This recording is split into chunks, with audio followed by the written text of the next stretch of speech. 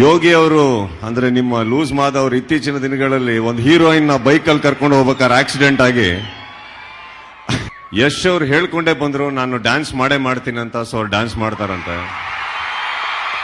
ಖ್ಯಾತ ಚಲನಚಿತ್ರ ನಟ, ನಿರ್ಮಾಪಕ, ನಿರ್ದೇಶಕ ಅದೆಲ್ಲಕ್ಕಿಂತ ಹೆಚ್ಚಾಗಿ ಚಲನಚಿತ್ರ ರಂಗದಲ್ಲಿ ಒಂದು ಸೃಜನಶೀಲತೆಯನ್ನ ಪ್ರತಿಪಾದಿಸಿದಂತಹ ಯಶಸ್ವಿ ನಟ ಸುದೀಪ್ ರವರು ನಿಮಗೆ ಶುಭವನ್ನ ಹಾರೈಸ್ತಾ ಇದ್ದಾರೆ.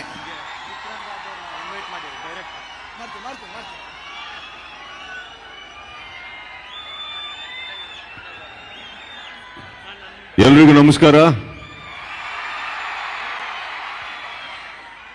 ಇತ್ತೀಚೆಗಷ್ಟೇ ದಾವಣಗೆರೆಗೆ ಬಂದು ಹೋಗಿದ್ವಿ. ಮತ್ತೆ ಬರೋಕ್ಕೊಂದು ಒಳ್ಳೆ ಅವಕಾಶ.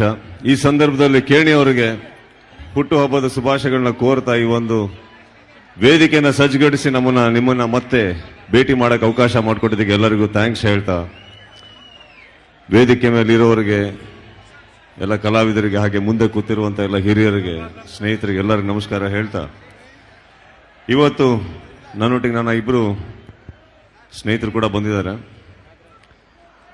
ಅದರಲ್ಲಿ ಯಶ್ ಅವ್ರು ಹೇಳ್ಕೊಂಡೇ ಬಂದ್ರು ನಾನು ಡ್ಯಾನ್ಸ್ ಮಾಡೇ ಮಾಡ್ತೀನಿ ಅಂತ. ಸೊ ಅವ್ರು ಡ್ಯಾನ್ಸ್ ಮಾಡ್ತಾರಂತೆ. ಯೋಗಿ ಅವರು ಅಂದ್ರೆ ನಿಮ್ಮ ಲೂಸ್ ಮಾದ ಅವರು ಇತ್ತೀಚಿನ ದಿನಗಳಲ್ಲಿ ಒಂದು ಹೀರೋಯಿನ್ ನ ಬೈಕಲ್ಲಿ ಕರ್ಕೊಂಡು ಹೋಗ್ಬೇಕಾದ್ರೆ ಆಕ್ಸಿಡೆಂಟ್ ಆಗಿ ಅವರು ಸ್ವಲ್ಪ ಕುಣಿಯೋ ಪರಿಸ್ಥಿತಿಯಲ್ಲಿಲ್ಲ. ಬಟ್ ಫಸ್ಟ್ ಟೈಮ್ ಅವರು ಒಂದು ಕೆಟ್ಟ ಧ್ವನಿಯಲ್ಲಿ ಹಾಡು ಹೇಳ್ತಾರಂತೆ. ದಯವಿಟ್ಟು ಕೇಳಿ.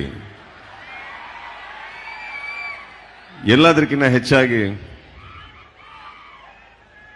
ಈ ವೇದಿಕೆ ಮೇಲೆ ನಿಲ್ಲೋದಕ್ಕೆ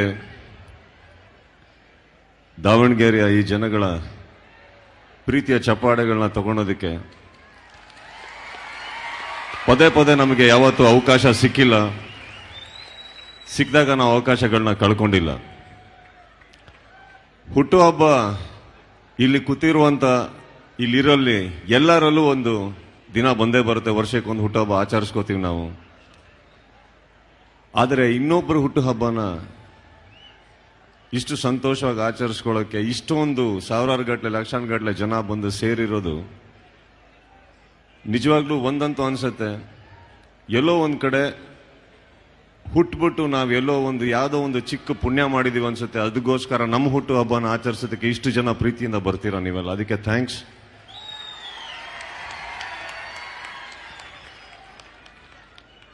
ಕೇಣಿ ಅವರು ಬಗ್ಗೆ ಈ ವೇದಿಕೆ ಮೇಲೆ ಒಂದೆರಡು ಮಾತಾಡಬೇಕು ಅಂದ್ರೆ, ನನಗೆ ಇತ್ತೀಚಿನ ದಿನಗಳಲ್ಲಿ ಅವರು ಪರಿಚಯ ಆಗಿದ್ದು